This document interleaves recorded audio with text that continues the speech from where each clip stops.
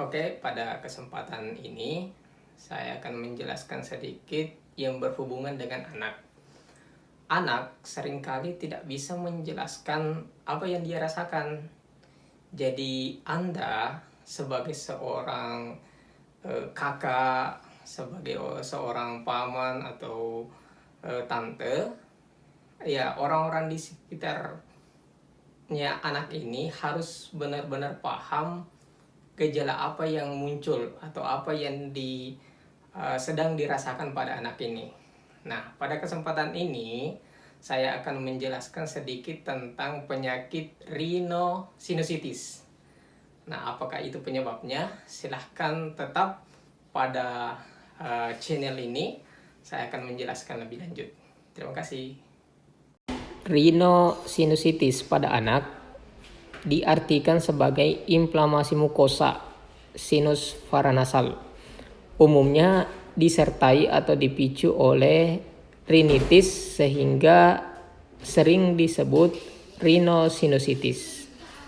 Baik, kita melangkah ke penjelasan selanjutnya. Nah, di sini kita lihat anatominya. Anatomi fisiologinya itu sebagai fungsinya ya.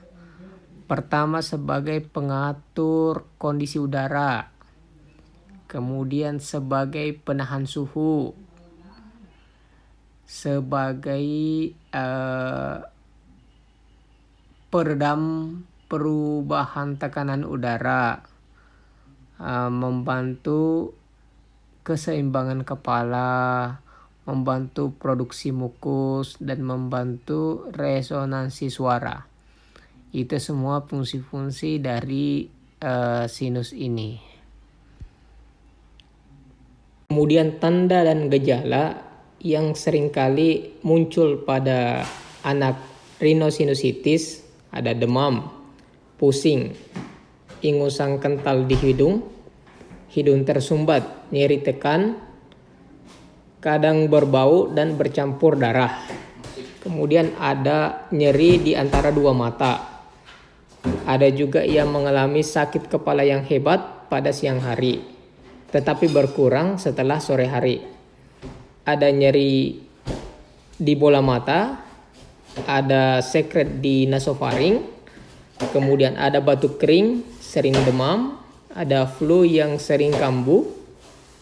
Kemudian selanjutnya dari penyebabnya ada rhinogen, obstruksi dari ostium sinus, bisa menyebabkan rinitis akut atau influenza, polip, dan septum deviasi. Dari B dentogennya ada penjalaran infeksi dari gigi geraham atas disebabkan oleh kuman. Kumannya ada Streptococcus pneumonia, Haemophilus influenza, Streptococcus viridans, dan Staphylococcus aureus. Itu semua adalah penyebab dari penyakit rhinosinusitis ini. Nah, Anda harus kenali bedanya.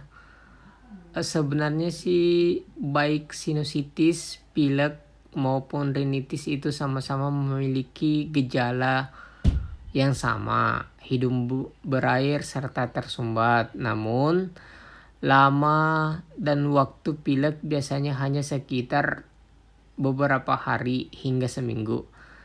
Nah, gejalanya pun muncul secara perlahan, kemudian sakit parah, lalu kemudian mereda.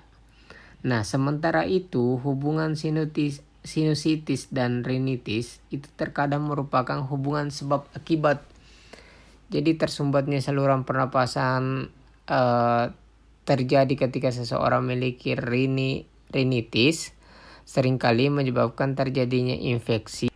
Kemudian penata laksanaan, cara penanganannya itu benar-benar harus konsultasi ke dokter karena akan diberikan obat dekongestan lokal, epinefrin, ada juga pseudoepinefrin, antibiotik diberikan 5-7 hari.